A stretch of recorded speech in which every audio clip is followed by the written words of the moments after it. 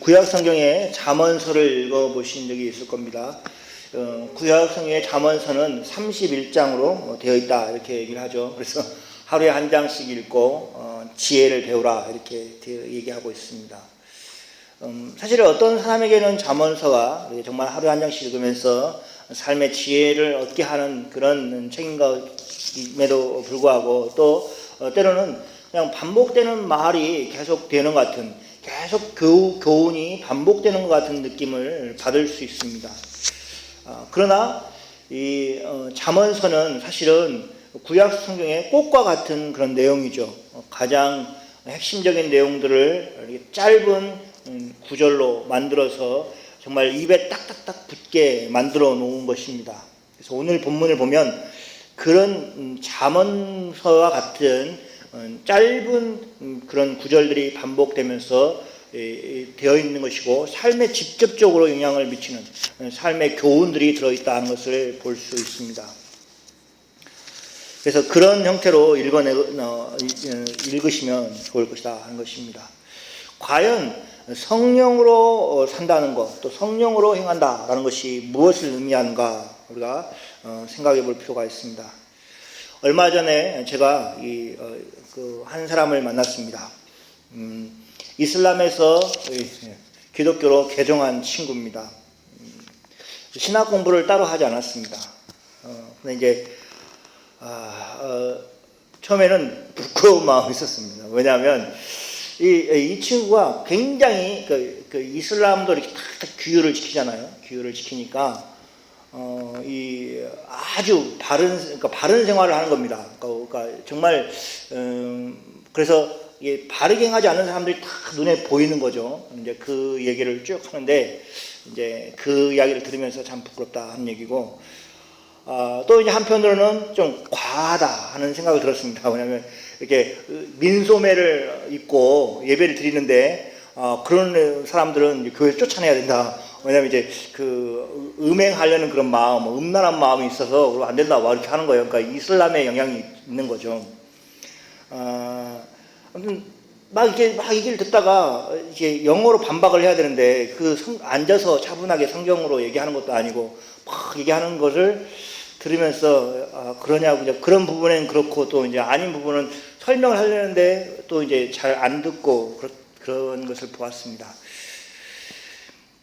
무엇을 지키느냐 또 지키지 않느냐라는 것으로 이야기하는 것은 정말 쉬운 방법입니다.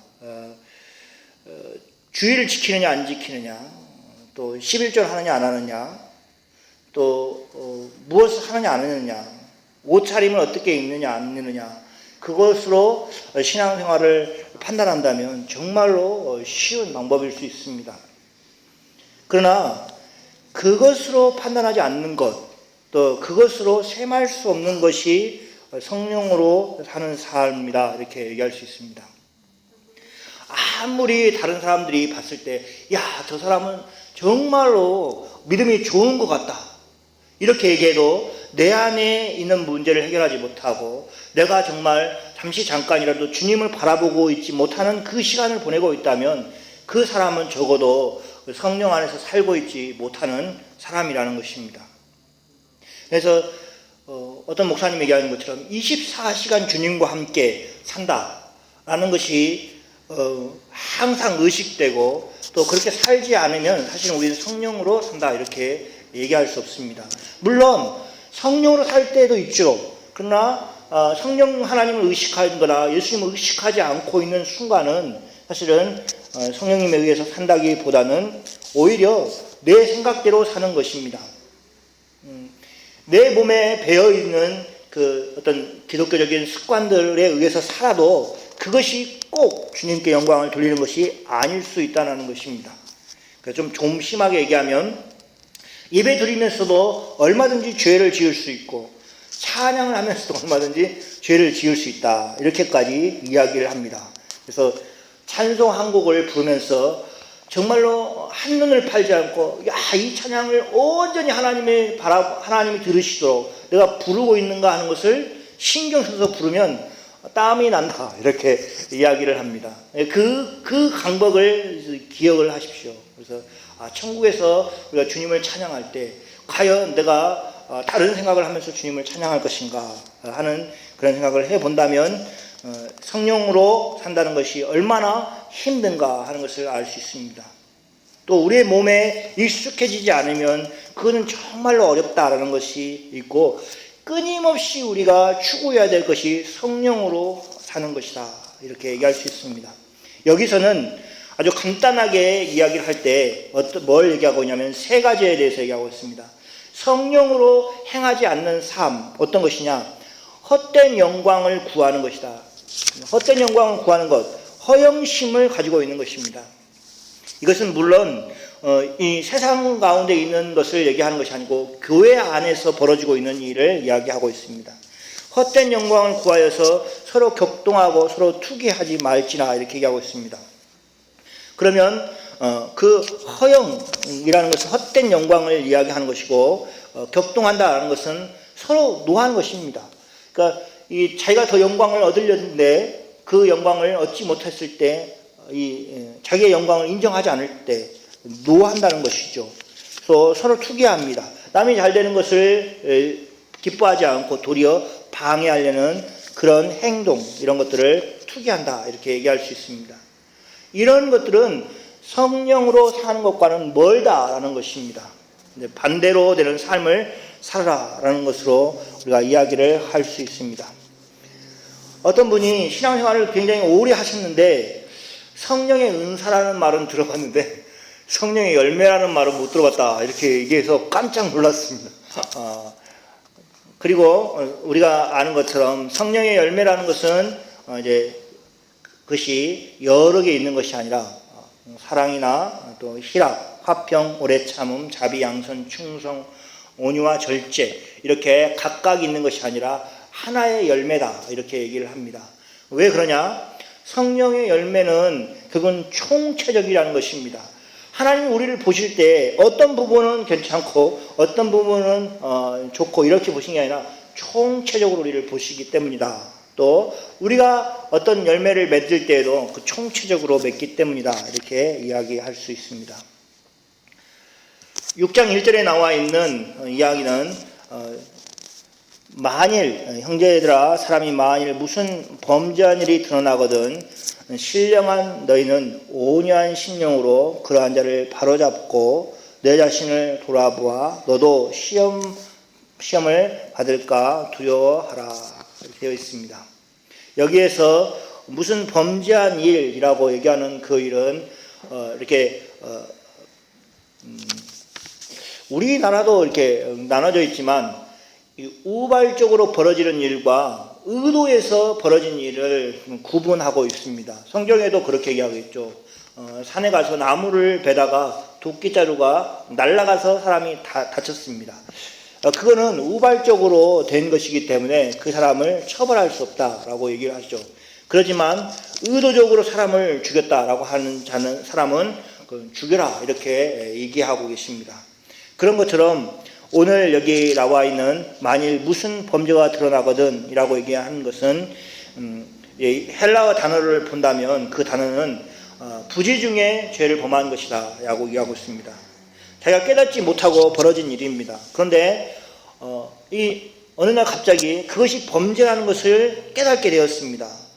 자기가 깨달을 수도 있고 또 다른 사람이 야, 그거 네가 잘못한 거야 라고 이야기해 줄 수도 있는데, 아무튼 그렇게 해서 발견하게 되었다는 것입니다. 그 일에 대해서 얘기하고 있습니다.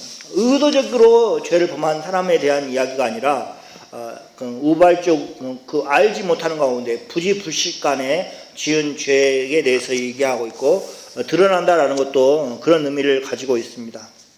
그럴 때 온유한 심령으로 그러한 자를 바로 잡으라, 이렇게 얘기하고 있습니다. 이것은 참 어려운 일입니다. 교회 생활을 하면서 또 신앙 생활을 하면서 잊지 말아야 될 것이 이 온유한 심령을 가지는 것입니다. 다른 말로 하면 온유한 마음을 가지는 것입니다. 우리의 칼날은 점점 날카로워져야 맞습니다. 하나님의 말씀을 배우고 또 하나님의 어떤 분이신가 안다면 우리는 죄악에 대해서 아주 민감한 사람이 되어야 됩니다. 그 반대가 어떻게 있어요? 아주 죄악에 대해서 물러지는 거겠죠. 그죠? 그래서 주님과 함께 하지 않는 것에 대해서 별로 죄책감을 느끼지 않고 또 이제 주님이 싫어하는 것을 손대도 별로 죄책감이 느껴지지 않고 그럼 점점 무뎌지는 것이죠. 그래서 그 좋은 그리스도인이 된다라는 것은 결국은 죄에 대해서 아주 민감해지는 것을 얘기합니다. 다른 사람들이 야, 너 그거 괜찮아 라고 얘기했을 때 그 안에서도 이것은 내가 잘못한 것인데 하고 자기 때문에 속상해하고 가슴 아파하고 또 주님 앞에 회개할 수 있는 심령, 이것이 그리스도인들이 꼭 가져야 될 것이고 점점 그것이 발달해야 됩니다. 우리는 이제 세상에 죄악들이 많이 행해지는 것을 점점 더 많이 보죠. 수많은 사람들이 죽어나가는 것을 봅니다. 그러면 어떻게 되냐? 숫자로 보는 거죠. 이제 그 중국에서 이번에 또 이제 그 지진이 났지 않습니까? 그러면 이름이 없죠. 그냥 숫자. 몇 명이 죽었다. 이렇게 나오지, 누가 죽었다 이렇게 안 나오지 않습니까? 왜 그러냐면 숫자로 확인하는 것입니다. 그러면 우리의 생각들은 점점 무뎌지는 것이죠. 그래서 그러지 않으려고 우리가 발버둥을 쳐야 됩니다. 그런데 그러면서 동시에 죄를 지은 형제에 대해서 온유한 심정을 가져야 한다는 것입니다. 이것은 굉장히 역설적인 것입니다. 죄를 미워해야 되는데 그 죄를 범한 형제에 대해서 온유한 마음을 가지는 것이 쉽지 않습니다. 그래서 이제 우리가 말은 쉽죠. 죄는 미워하되 사람은 미워하지 말라 이렇게 얘기하지 않습니까? 그러나 이것을 죄와 죄인을 구분한다는 것이 정말로 어렵습니다. 그래서 온유한 심정을 가지려고 노력을 해야 됩니다. 왜 그러겠습니까? 바로잡기 위한 것 때문에 그렇습니다. 바로잡으려고 하기 때문에 온유한 마음이 있어야 되고 그 결과가 바로잡음으로 나타나야 됩니다. 잘 보면 이 온유한 마음을 가졌다고 해서 그 죄에 대해서 그냥 지나치거나 그냥 무관심하거나 내버려 두라는 것이 아닙니다. 바로 잡으라는 것을 얘기하고 있습니다. 온유한 마음으로 바로잡기가 쉽겠습니까? 강한 마음으로 바로잡기가 쉽겠습니까? 당장은 강력한 마음으로 바로잡는 것이 더 쉬워 보일 수 있습니다. 그거 하지 말라니까 이렇게 한다든지 이렇게 해버리면 딱 힘으로 끌어당기면서 하지 말라니까 이렇게 하는 것이 더 쉬워 보입니다. 그러나 그렇게 하지 말고 온유한 심령으로 바로잡으라고 이야기를 하고 있습니다. 배로 더 힘든 일이겠죠. 몇 배의 힘이 더 들 것입니다. 그러나 그렇게 해야만 사랑으로 그 일을 이루어가는 것이 되기 때문에 그렇습니다. 결국은 성령으로 산다는 것은 사랑으로 산다는 것을 얘기합니다. 내가 가장 사랑하는 사람에게 어떻게 행동할 것인가 생각해 보면 그것을 그대로 내가 아는 사람들에게 적용하다 보면 그건 다 사랑으로 하게 되어 있습니다. 심지어 부지불식간에 지은 죄를 가지고 있는 형제도 그렇게 대할 수밖에 없다는 것을 우리가 알 수 있을 것입니다. 그래서 그렇게 바로잡고 또 도리어 자기 자신을 돌아보라고 얘기하고 있습니다. 너희가 서로 짐을 서로 지라고 얘기하고 있습니다. 2절에 보면 그리하여 그리스도의 법을 성취하라 이렇게 되어 있는데 그리스도의 법이 무엇이겠습니까? 바로 사랑의 법이죠. 서로 짐을 서로 나누어 지는 것, 서로 지는 것, 이것을 실천해야만 그리스도의 법이 성취하는 것이다 라고 얘기하고 있습니다. 그래서 사랑은 섬기는 것이고 그래서 짐을 서로 지라는 것입니다. 여기 보면 이게 말이 잘 보면 그렇습니다. 짐을 서로 지라 이렇게 얘기하고 있습니다. 또 5절에 보면은 각각 자기의 짐을 질 것입니다 이렇게 되어 있죠. 그러니까 말이 안 맞습니다. 안 맞죠? 뭐가 안 맞습니까? 서로 짐을 지라고 얘기를 해놓고 또 5절에는 각각 자기의 짐을 질 것입니다 이렇게 되어 있기 때문에 그렇습니다. 그래서 서로 짐을 지라라고 얘기하는 말은 결국은 상대방의 짐을 지어주라라는 말, 그러니까 져라라는 말하고 동일한 의미입니다. 그러니까 이 2절을 읽으면서 너 성경에 너희가 짐을 서로 지라고 하지 않았냐, 내 짐 좀 지어주라 이렇게 하라는 것이 아니고 상대방의 짐을 지어주라라는 의미로 이야기하고 있다는 것입니다. 그래서 이것을 잘 우리가 이해를 해야 되겠죠.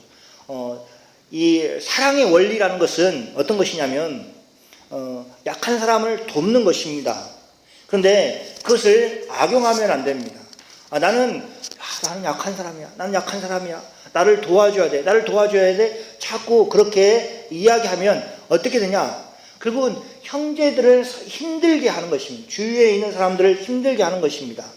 물론 실제적으로 도움이 필요한 사람이라면 끊임없이 도와줘야 되죠. 그냥 한 번 도와주는 것이 아니라 지속적으로 도와줘야 될 사람들이 있습니다. 장애를 앓고 있는 사람은 한 번 도와주는 것으로 일시적으로 도와줘서 해결될 문제가 아닙니다. 그래서 짐을 서로 지라고 할 때에도 일시적으로 도와주는 것이 아니라 계속적인 관계 안에서 서로라고 하는 말을 통해서 계속해서 도와줄 것을 의미하고 있습니다. 그러나 그것은 짐을 져주는 사람, 사랑을 베푸는 사람이 가져야 될 태도인 것이지, 사랑을 받는 사람은 각자 자기의 짐을 지려고 노력을 해야 한다는 것입니다. 이 나라가 참 되게 희한한 나라인 부분이 있죠. 그러니까 뭐냐면, 우리나라도 이제 좀씩 들어오긴 있는데, 장애인을 도와주는 것에 대해서 우리가 생각할 때는 저걸 도와줘야 될 텐데 하는 것을 안 도와줄 때가 있습니다. 그러니까 왜냐하면 그냥 좀 늦더라도 저 사람이 하도록 하는 거죠. 그러니까 한 인격체로 그냥 살아가도록 하는 것을 추구하는 것입니다. 근데 우리는 어떻게 했냐? 그냥 빨리 되기를 바라는 거죠. 그냥 예를 들면 길을 건너는다 하면 빨리 밀어서 길 건너편에 보내기를 원하는 거예요. 근데 어떤 면에서는 저거 도와줘야 될 텐데 안 도와줄 때가 많은 것 같아요. 부모들도 자녀들 보면 그냥 도와주면 될 것 같은데 혼자 이렇게 하게 할 때도 있는 것을 보고, 그것이 자기의 힘으로 하도록 그렇게 도와주는 부분들을 볼 때가 있습니다. 그래서 교회 안에 이 부분을 우리가 생각해야죠.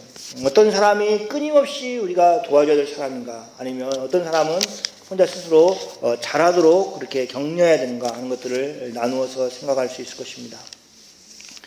사도 바울은 갈라디아서 교회에 실제로 필요한 이야기를 해주고 있습니다. 이 모든 가르침들은 사실은 한 가지를 이야기하기 위한 것이죠. 뭐냐면 성령으로 사는 것을 이야기하는 것입니다. 성령으로 산다는 것은 이런 내용들을 실천하는 것입니다.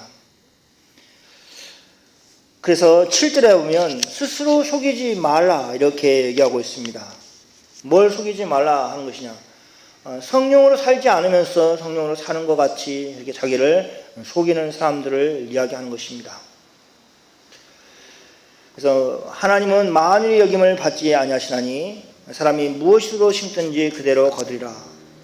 저는 스스로 속이는 사람이 어떤 것인가 생각을 해보았습니다. 실제로 그런 분들이 많이 있습니다. 그러니까 본인이 성경을 읽고 본인이 나름대로 하나님에 대해서 깨닫고 그냥 그것이 신앙인 것처럼 살아가는 사람들이 있습니다. 그러니까 배우려고 하지 않습니다. 어떻게 신앙생활을 해야 바른 신앙생활인지 하는 것들을 배우려는 것을 멈추는 사람들이 있습니다. 그러면 어떻게 되냐? 그냥 자기 신앙이 되는 것입니다. 처음에 서두에 얘기했던 이슬람에서 기독교로 넘어온 그 친구를 볼 때 그런 안타까움이 있었습니다. 누가 좀 잡아놓고 처음부터 이렇게 좀 잘 지도해 줬으면 좋았을 텐데, 그의 마음 가운데 열심이 있는데 그 열심이 의로움도 있고 이런 거죠.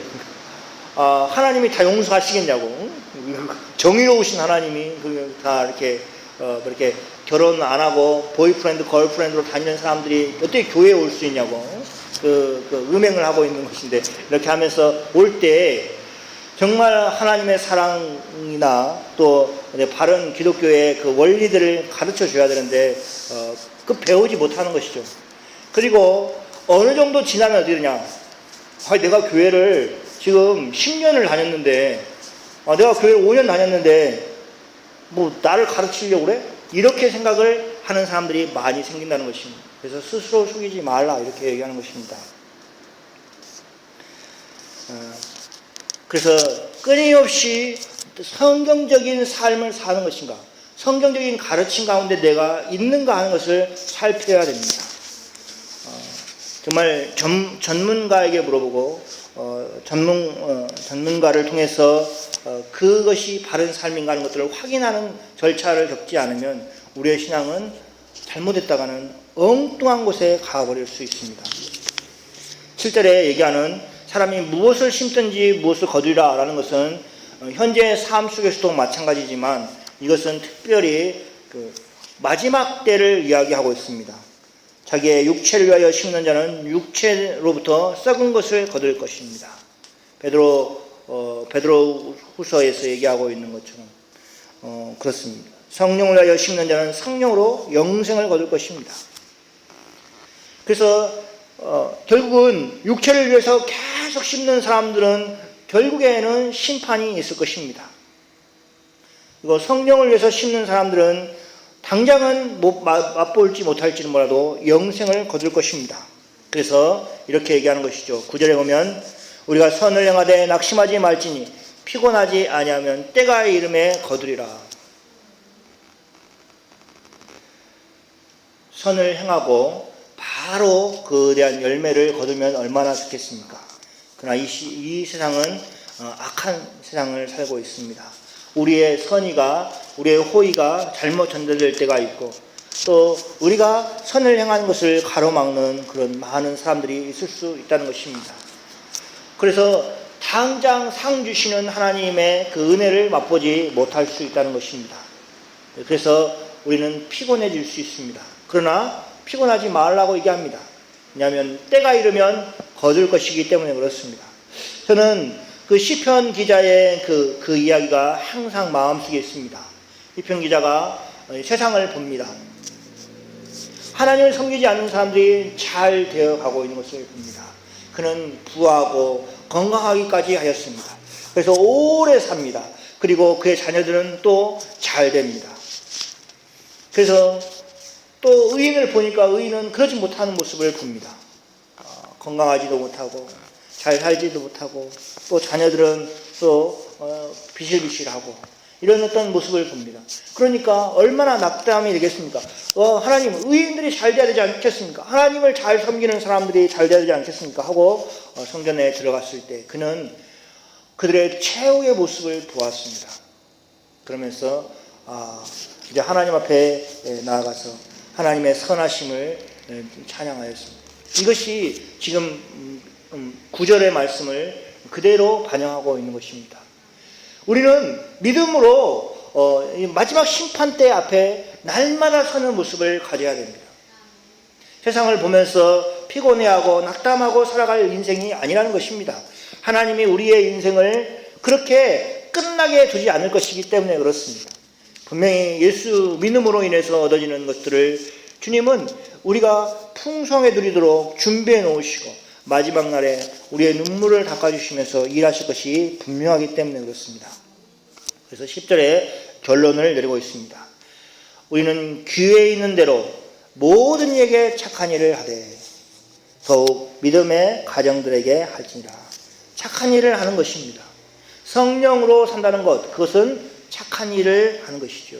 악을 생각할 수도 없고 악을 계획할 수도 없습니다. 착한 일을 하는 것입니다. 그리고 더욱 믿음의 가정들에게 할 것이다 라는 것은 그리스도 안에서 실천하라 이렇게 얘기하고 있습니다. 믿음의 가정들을 돕고 그리고 세울 것을 이야기합니다. 갈라디아 교회는 어려움을 겪고 있었습니다. 어떤 어려움을 겪고 있습니까? 율법을 지키라고 하는 사람들에 의해서 우리가 할례를 행하고 율법을 지켜야 될 것인가 하는 그 고민을 하였습니다. 그때 너희가 율법을 솔에서 놓아도 전혀 두려워하거나 낙심할 필요가 없다. 왜냐하면 너희들은 성령의 법을 지키면서 살아갈 것이고 그리스도의 법을 지키면서 살아갈 자들이기 때문에 라고 이야기를 하고 있는 것입니다. 그리고 그것은 훨씬 더 우월한 법이고 훨씬 더 하나님 앞에 영광을 돌리는 삶의 모습이라는 것을 이야기하고 있습니다. 주님이 복음서에서 구약의 율법의 그 가르침을 뛰어넘는 말씀을 하고 계시는 것을 볼 수 있습니다. 내가 간음하지 말라고 말했는데 나는 너에게 말하니 마음속으로 그런 음행한 마음을 품은 자도 다 간음한 자다. 이렇게 얘기하시면서 자신의 그 더 깊은 말씀들을 전하셨습니다. 우리는 구약의 율법을 다 지키지 않습니다. 어떤 법은 시대를 이미 지나가서 지킬 필요가 없는 것이고 또 어떤 법은 우리에게 주신 그리스도의 법이 훨씬 더 우월한 법이기 때문에 지킬 필요가 없는 것입니다. 그런 시대를 우리가 살고 있습니다. 그래서 내가 어떻게 살아야 될 것인가 하는 것을 잘 모른다면 오늘 본문 말씀을 여러분이 여러 번 읽으시면서 그것을 실천하시길 바랍니다. 결국은 성령의 법으로 사는 사람들은 다른 말하면 성령의 은혜 가운데 사는 사람들은 공동체를 세워나가고 그 안에서 사랑이 열매 맺게 하는 일들을 할 것입니다. 그러나 성령으로 행하지 않은 것에는 공동체에 자금이 생기고 자꾸 분열이 생기고 미움과 다툼이 생길 수밖에 없습니다. 그래서 하나님이 주신 법을 가지고 살아가는 여러분이 되시기를 바랍니다. 정말로 우리는 혼탁한 시대를 살고 있습니다. 그리고 그런 세상 가운데 정말 우리가 말씀을 붙들고 산다는 것이 얼마나 중요한가 하는 것을 생각했습니다. 다른 것은 몰라도 그 이슬람에서 개종했던 그 친구가 가지고 있는 그 정말 너무 선명한 그 하나님의 법에 대한 그 생각, 그 잣대, 그것은 우리가 꼭 가져야 될 것이다 라는 생각을 해봅니다. 우리는 너무 쉽게 양보할 때가 많습니다. 자기에게 너무나 양보심이 많죠. 그래서 하나님의 그 말씀과 그 기준에서 벗어나도 그냥 이 정도쯤은 사랑의 하나님이 용서하시겠지 라고 하는 생각들을 은연중에 하고 있고 정말로 구약에서처럼 바로바로 하나님께서 징계하지 않으시니까 그냥 이거는 괜찮은가 보다라고 살아갈 때가 많이 있습니다. 그러나 그렇지 않습니다. 성령께서 우리에게 그 신음하시고 고통하시는 그 음성을 들려줬을 때 처음 하나님께서 말씀하셨을 때 그 음성을 거절하지 않아야 됩니다. 처음 들었던 생각, 이건 아닌데 라고 들었던 생각을 누르고 그냥 괜찮아. 다른 사람도 하는데 라고 하는 생각하는 순간 우리는 점점 성령이 말씀하시는 소리와는 멀어지는 삶을 사는 것입니다. 성경이 우리에게 얘기하고 있는 그 삶하고는 점점 멀어지는 것입니다. 그래서 정말 은혜가 충만할 때 또 정말 성령에 붙들려서 살고 있을 때 처음 얘기하시는 그 음성을 듣고 움직일 줄 알아야 됩니다. 그걸 눌러버리면 안 됩니다. 눌러버리면 우리는 결국은 내 생각대로, 내 계획대로 또 그냥 세상이 살아가는 방식으로 살아갈 수밖에 없는 것이기 때문에 그렇습니다. 기도하겠습니다.